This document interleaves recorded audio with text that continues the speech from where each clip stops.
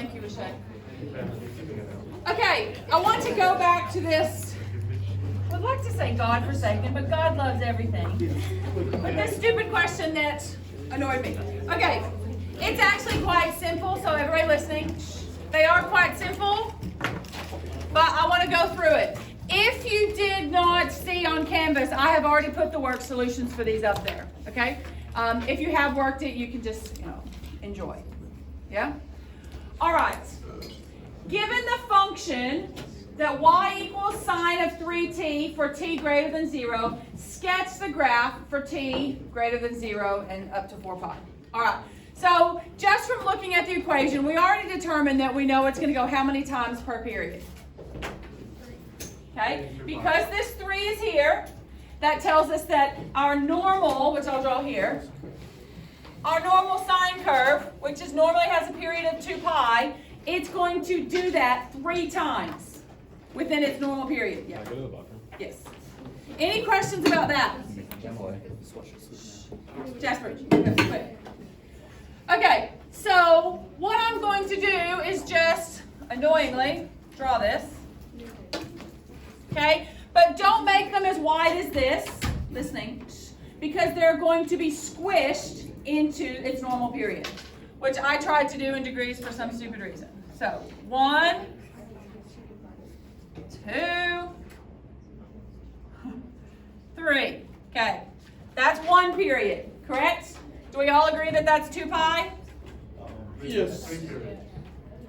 1, 2, that's 3 periods in, or 3 full repetitions in its normal period. But it wants me to go all the way to 4 pi, so I need to do it again. 3 more fun times.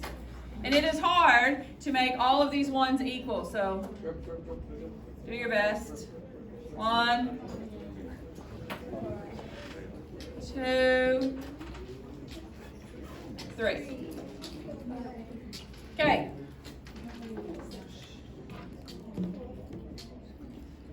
My amplitude is still 1 and negative 1 because if you look, there is nothing in front of the sign. Yep. So that's the best I can do, okay? I am geometrically challenged. Wait, is 2 pi 360? Yes. Okay. We have done that. All right, that's good enough for right now. So what we're needing to show is that we know there are 3 repetitions within our normal period. Okay? Amplitude is 1 and negative 1. All that stays the same. Now the next one. It says find the greatest and least values. Well, we can tell what they are. What are they? 1 and negative 1 and negative 1. Does everyone agree? The maximum value I'm going to get is 1, and the minimum value I'm going to get is negative 1. Okay? Because there was no coefficient here, it's just staying our normal amplitude. But now we have to figure out these locations because it wants to know when these greatest and least values occur. Does everyone understand the question? Yeah? It wants to know when do these occur. So I'm thinking, let's look at our normal sine graph. Okay? Hopefully you can draw this without thinking in radians. So in radians, what is this point? Pi on 2. Okay? So if you can't remember those sorts of things, then this question is going to be hard, okay? But you could always put in your calculator and find out when does my sine graph equal 1. And that would tell you at 90 degrees, which is pi on 2. All right, that's pi. And what's this one? 3 pi on 2. If you can't remember the radians, it's 0, 90, 180, 270, 360. So just your axes. And just put it back from degrees into radians. So this is one normal, why can I not think of that word? Anyway, we know what this is. This is one normal sort of rotation of the sine graph. But it has been squished, correct? So what we need to do is we need to take this value and we are going to divide them by 3. Okay? Because its normal location has been squished and rotated down. So instead of this being pi on 2, we are going to do pi on 2 divided by 3, because that will give me this one. And then 3 pi on 2 divided by 3. Are there any questions about that? How do I do it? Okay. How do we divide fractions? Make it a multiple. Yeah. Leave me, change me, turn me over. Okay? So I wrote on my last boards class in permanent marker. Be very careful what I choose. Okay. So leave me, change, yes, and then turn that over. And then we multiply across, so it becomes pi on 6. So this is now pi on 6. Do the same thing here. Leave the first one, change that to multiply, and flip that one over. Remember, if we have a whole number, it's over 1, so we're just going to flip it. So that just becomes 3 pi on 6.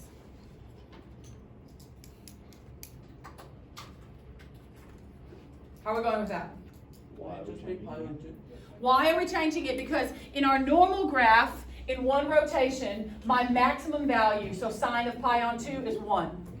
Okay, but this has been moved over because we are squishing 3 of these into one period. Okay, so what I'm doing is I'm taking the normal point when I have a max and I'm dividing it by 3. Did that change to pi on 2? What? Yes, it could, but I'm just going to leave it as pi's on 6. I just need to check and make sure, are there any questions? I'll show you why in just a second. Okay, now, I could keep doing this for all of them and figure them out, but what is good about sine graph is that it's periodic, so it repeats itself. Okay, so from pi on 6 to 3 pi on 6, what is that? A measurement of. How do we get from pi on 6 to 3 pi on 6? We add 2 pi's on 6, yeah? Does everyone see that?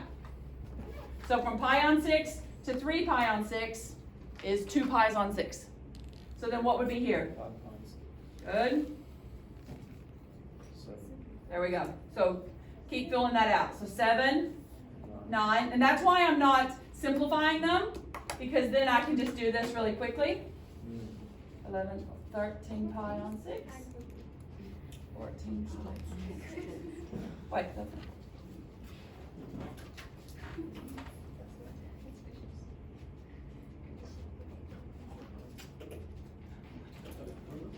Wait, how are you doing? Just adding 2 pi. I'm just adding 2 pi. So we started at 3, and I'm going 5 pi on 6, 7 pi on 6, 9 pi on 6. So 11, 13, 15. Yeah. Any questions about that? Why? We sure? Okay, so the answer to B, then you would say the greatest and least value is, you would say that there's a max of 1 occurring at, and then you would write all those points. Pi on 6, 5 pi on 6, 9 pi on 6, 13, 17, and 21. Okay? And then you would say a min of 1 occurring at, and then you would put those points. Okay, so write all that down for me. Nope.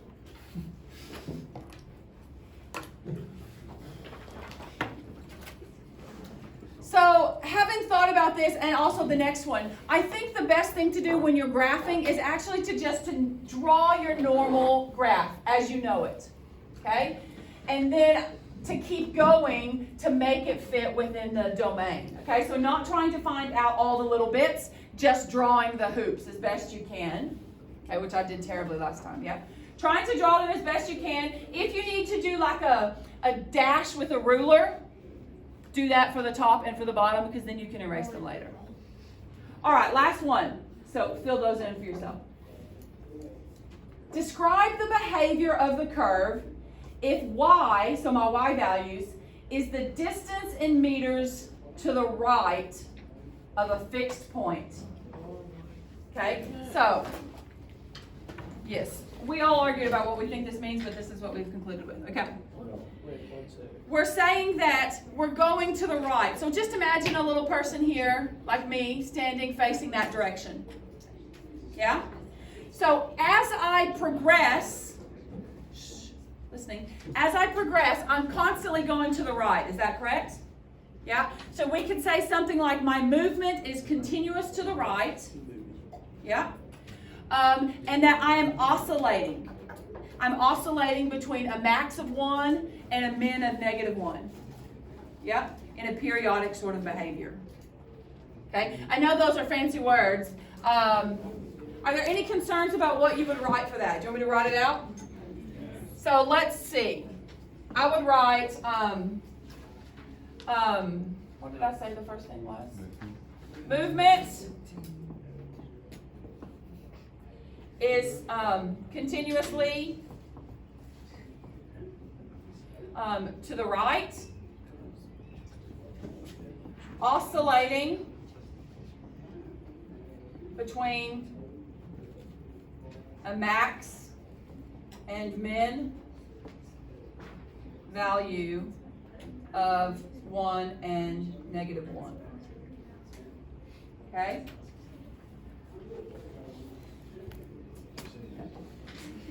You could say that as you begin from the origin, where's my origin? Right here.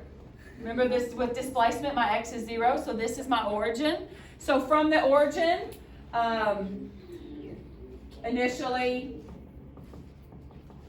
in a positive direction, because we're going up, in a positive direction.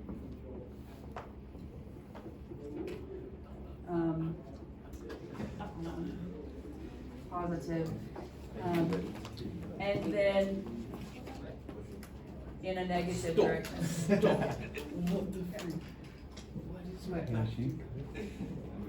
Okay, something like that. Boys, quit. Is there any questions about that? Okay, sometimes with the words it can be a little bit tricky. You need to talk about where you're starting. You need to talk about the values of the maxes and the mins. You need to talk about your origin. And then because this says y is the distance in meters to the right, we needed to make sure that we were saying we were continuously moving right. Okay? We'll try to get some more practice with these types of questions so that we can get used to the wording.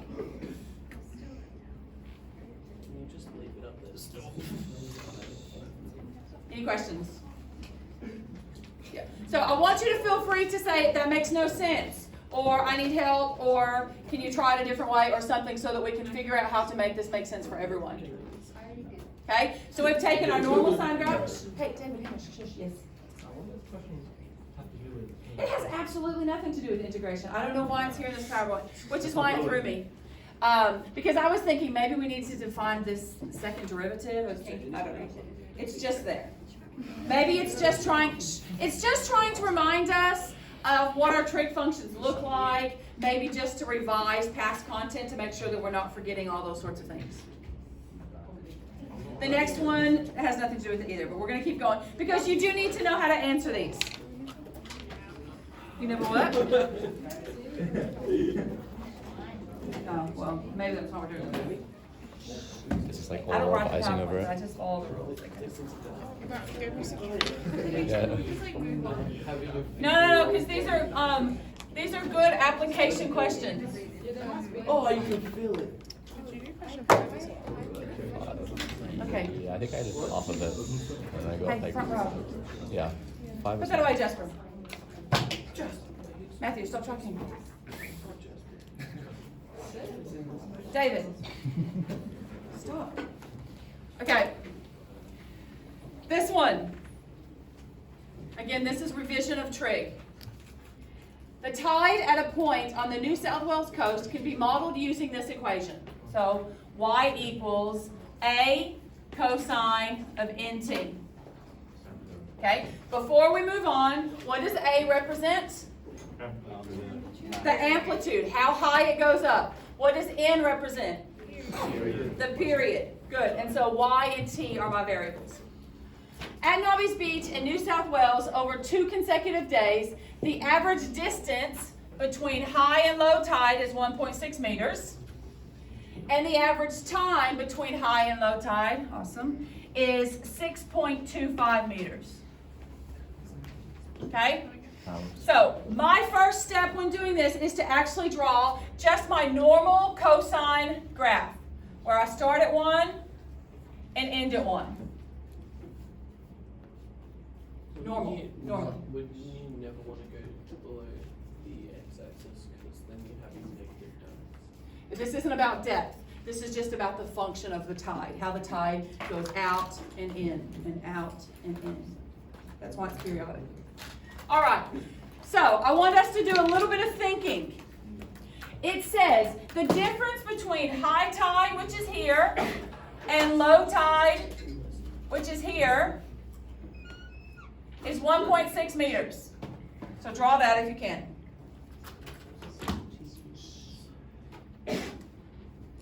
It also said that the difference between high tide and low tide as far as time goes is that 6.25, halfway between, yes? So that's the difference between high tide and low tide.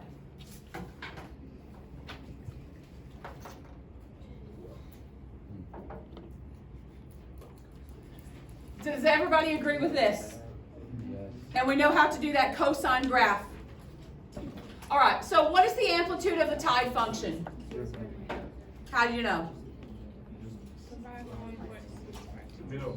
Yeah, we're clever. Okay. We have to, correct? If from high to low is 1.6, then obviously this should go right here, you know, but my graph again sucks. It's 0.8 at the top and 0.8 at the bottom. That's how we get 1.6. Does that make sense? Okay, so what is my amplitude? 0.8 and negative 0.8. So that's the question answer to A. That's my amplitude. So that goes here. All right. Now, how much time passes between successive high tides? So from high tide to high tide. Good. 12.5. Because from here to here was 6.25, and then from here to here is another 6.25. So you should do 6.25. Okay. Now, that is not our period, because we know that our cosine graph has a normal period of 2 pi. Correct? So I need to, I'm going to put B down here. Cosine period equals 2 pi normally. And so now I'm going to divide it by this new definition of my time, which is 12.5.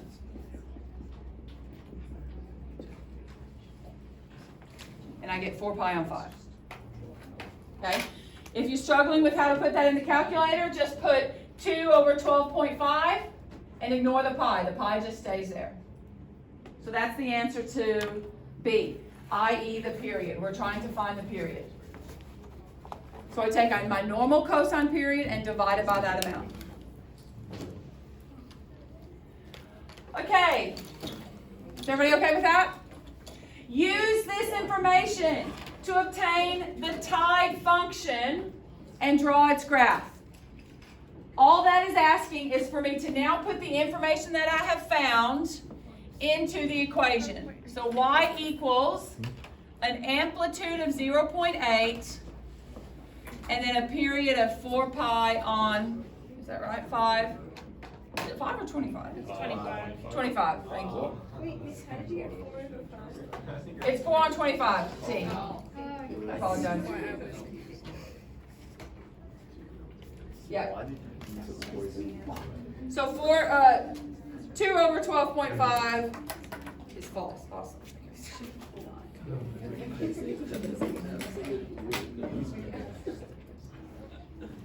4 over 25, thank you. Okay. Any questions about that? If you know what you're doing, just quietly move on, okay? All right, but it says now to draw it. So the best way to draw it is, it hasn't given us a domain. So we just want to do the normal function that we know. Okay, so 0.8, negative 0.8, 6.25.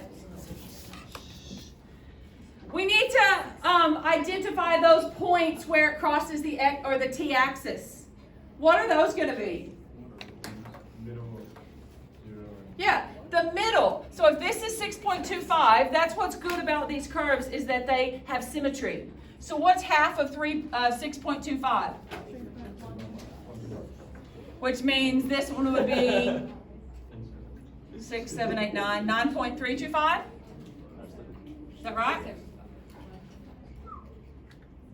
And then the last one would be 12.5.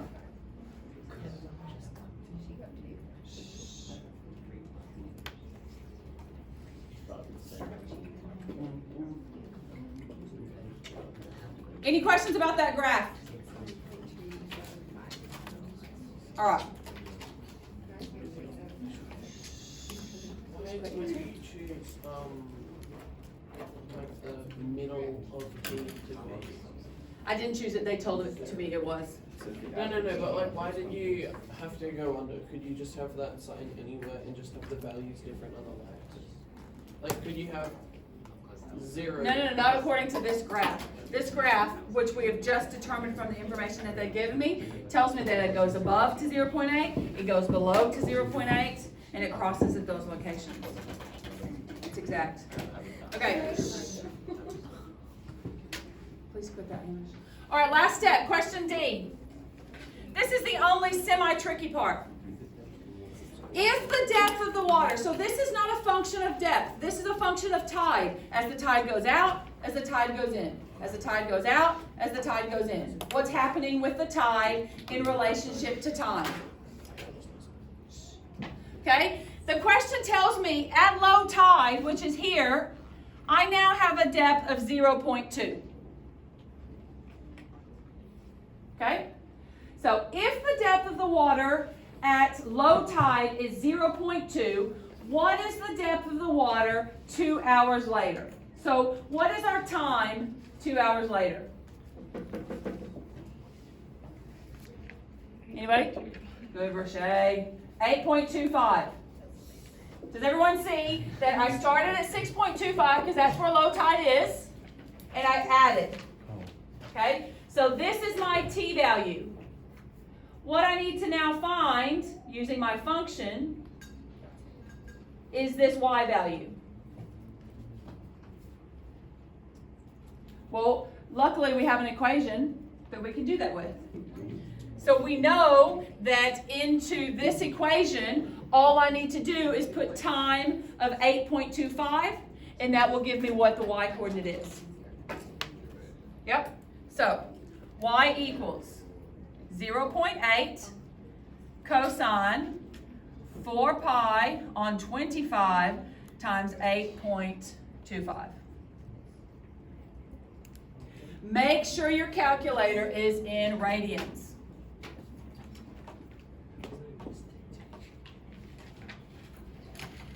What do we get? Mine radians. So shift mode 4 to get in radians. What? Say 5.9. What? Okay, 0.8. Are you in radians? No, 0.3 is higher. Wait, why do you have equals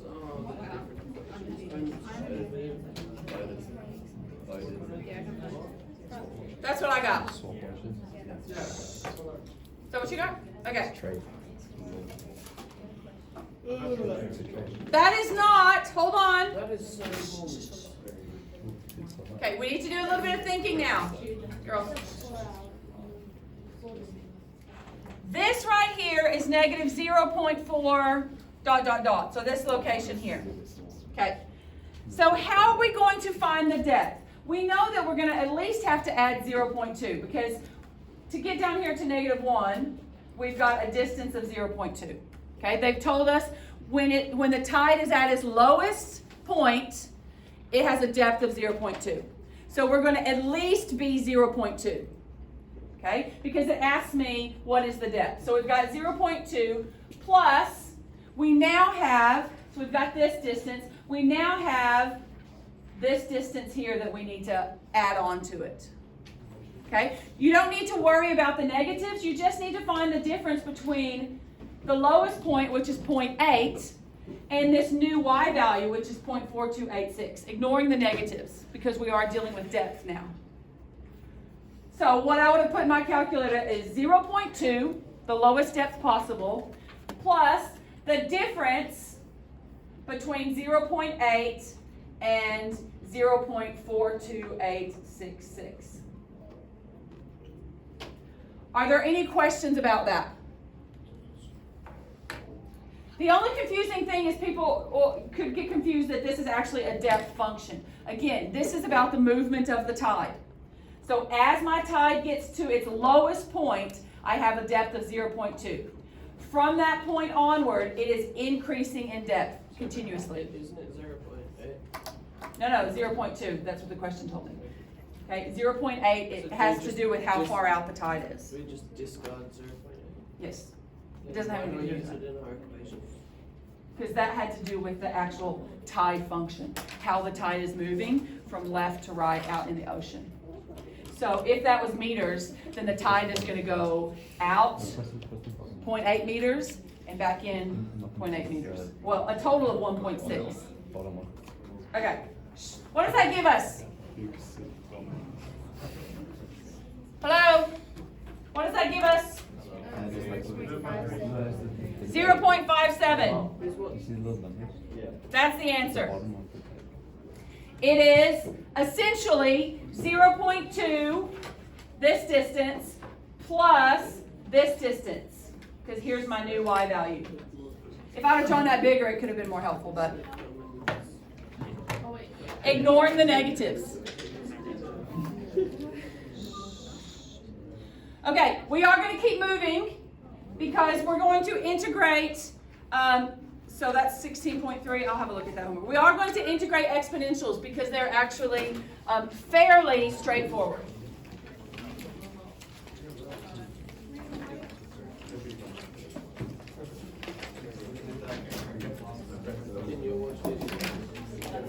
Whoa. Okay, listen.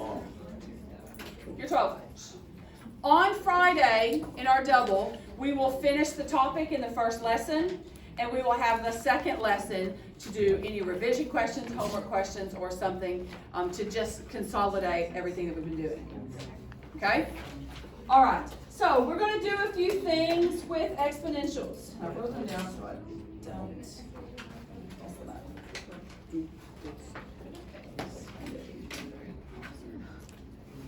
All right, someone write down on this first page sort of how do we differentiate exponentials?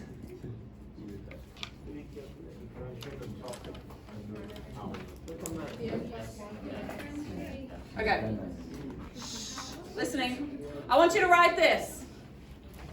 Okay, because dy on dx e to the x equals e to the x.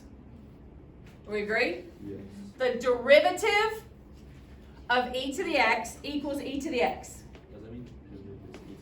That also means that it's integral, so then it's integral of e to the x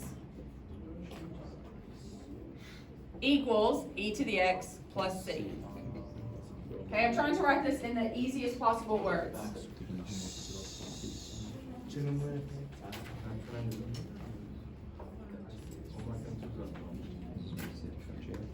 Okay, we also have another one. We're just putting all of exponentials together. Back row, shush. If I have, so because dy on dx of e to the kx, what does that equal? So differentiate e to the kx. K e to the kx. K comes forward, and then e to the kx stays the same. Kick. Okay? This is all just our differentiation. Again, you will see these on the formula sheet. So when I differentiate, say, e to 3x, it's going to be 3 e to the 3x. So then we're going to have an integral as well. And how did I want to write it easiest? So to integrate e to the kx, I'm going to get e to the kx divided by k plus c. And I want to write that another way as well so you're familiar with. Do you divide it by the differential? Yes, Derivative. that's right. So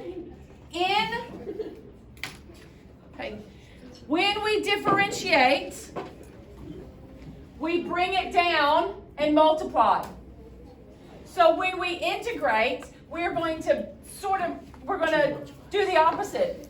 So we're going to take the derivative of this k and we're going to divide. Now this can also be written like this.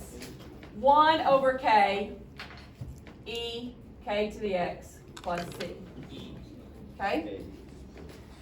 Just so you know, if you happen to see it like that, that multiplying by a fraction and dividing by that number is the same thing.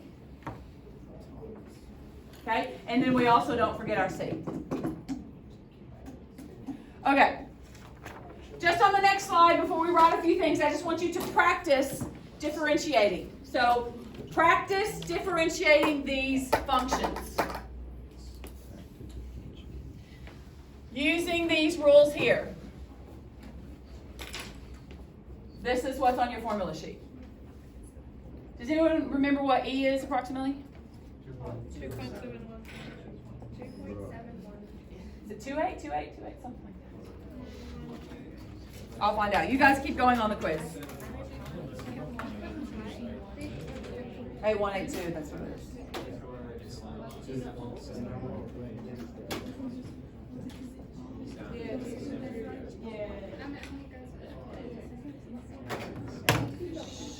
Quiet, please, so people can work.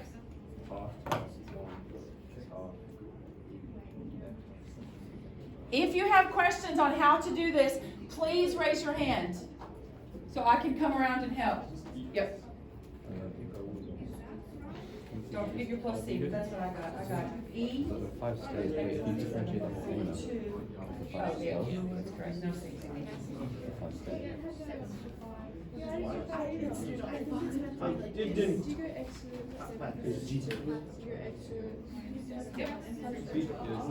Oh, whoa. Why is that next then?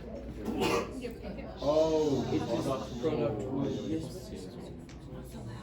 you nearly got me, miss. Go. So loud. Yep, no plus C. Speak to Tweet Twix.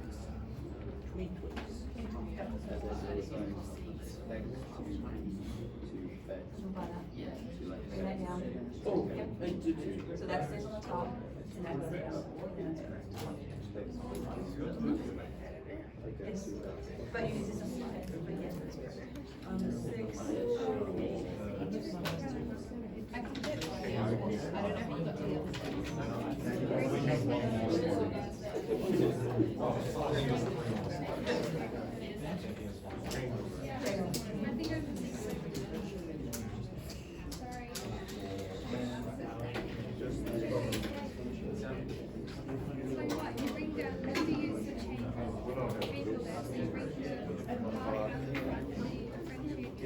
What the heck?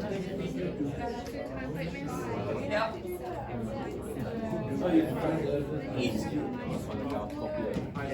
Hey, not so loud.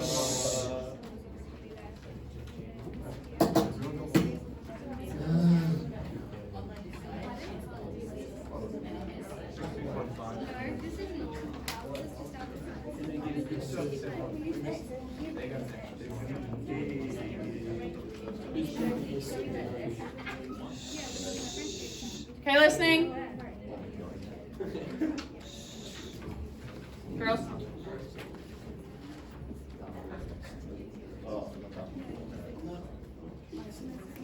Quiet.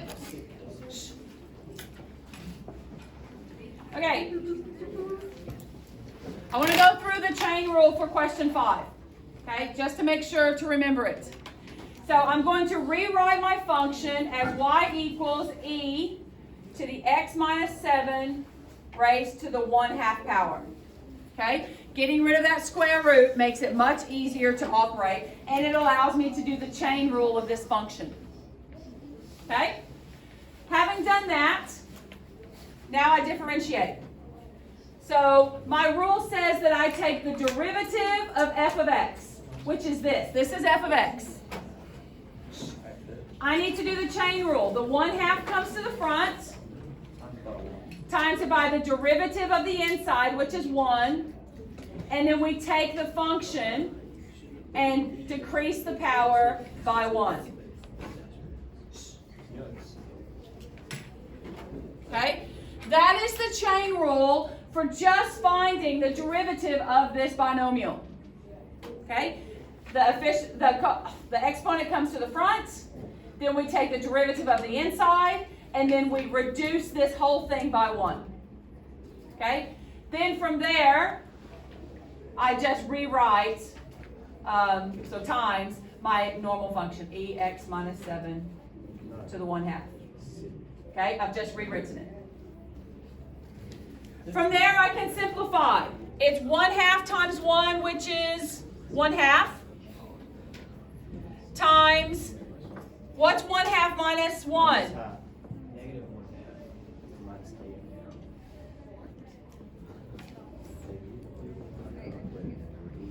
Okay? Okay, I'm just simplifying. Now I'm going to bring this negative exponent downstairs to the bottom of the fraction because I don't want it negative.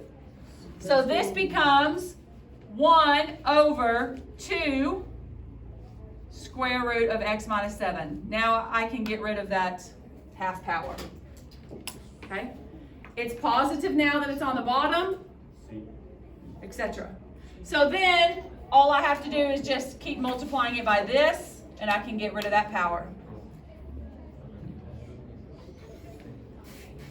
When you're multiplying, you just multiply straight across. And that is the answer.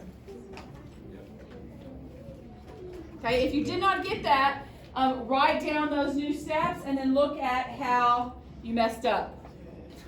You messed up. It's okay to mess up. No. This one is product rule. Just join the military. That's what you do. Not good. Get shot and then you go. You will. Make the government. Listening.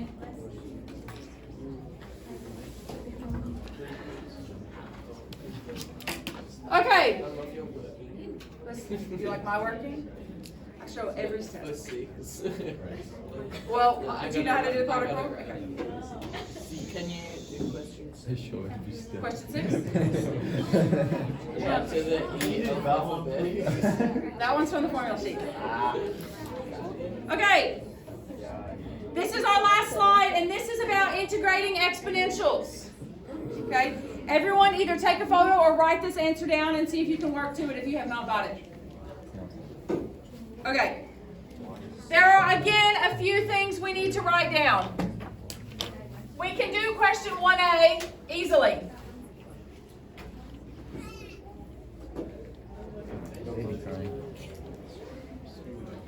On this side over here,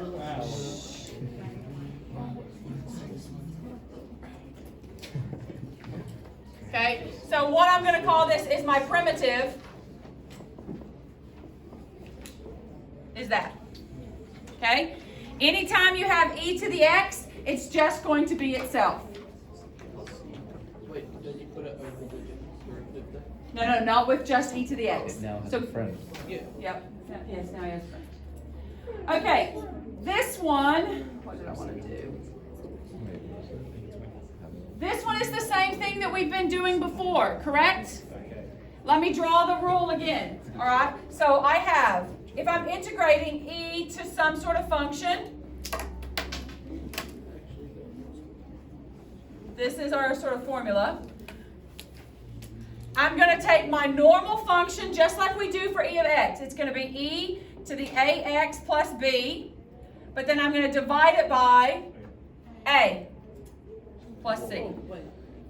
Okay? And when we differentiate, the a would come forward, and then we would just rewrite it again.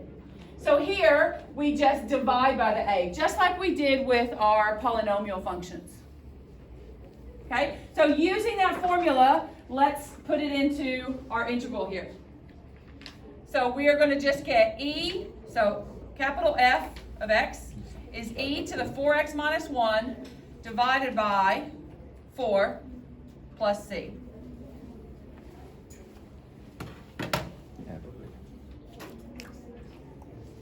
Are we okay with that? All right. This one is a little bit more complicated, and this is the one that's on your formula sheet. But I want you to write it so you just get used to seeing it again.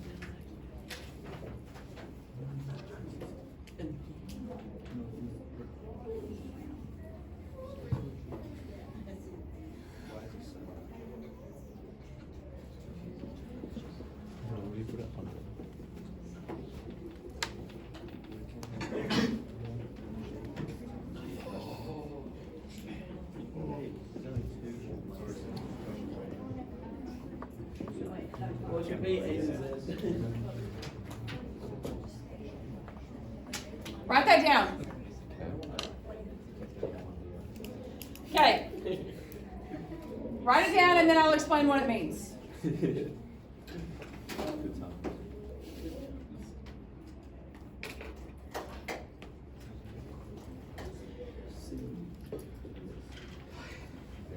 If I want to integrate something that is in the form of f of ax plus b. So for example, if I want to put this here, so I wanted to put like, if my original function is ax plus b.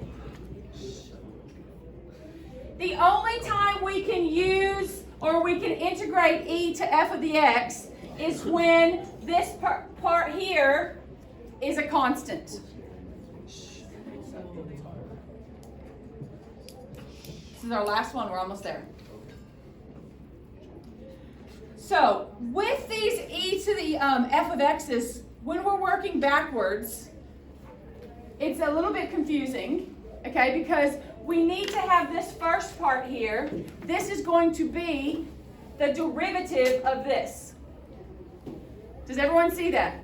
If I have e to some function, then the number in front is the derivative of that function. So let's see here. If this is my function, it's in this format, ax plus b, okay? Let's just take the derivative of that. What is it? 3x squared. It's 3x squared. Okay? Does everyone see that 3x squared is the derivative of this function? When we have that, all we're going to get is that my primitive equals just my function.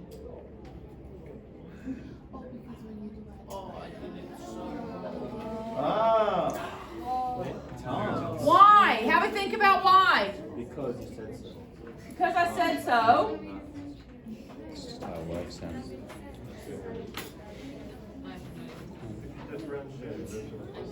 Huh? When you divide it, it cancels. When you divide it, it's going to cancel.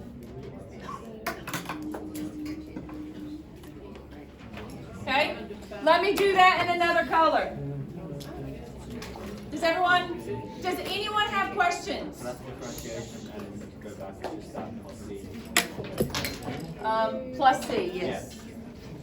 Sorry, let me do it in green. All right. So say I have this function.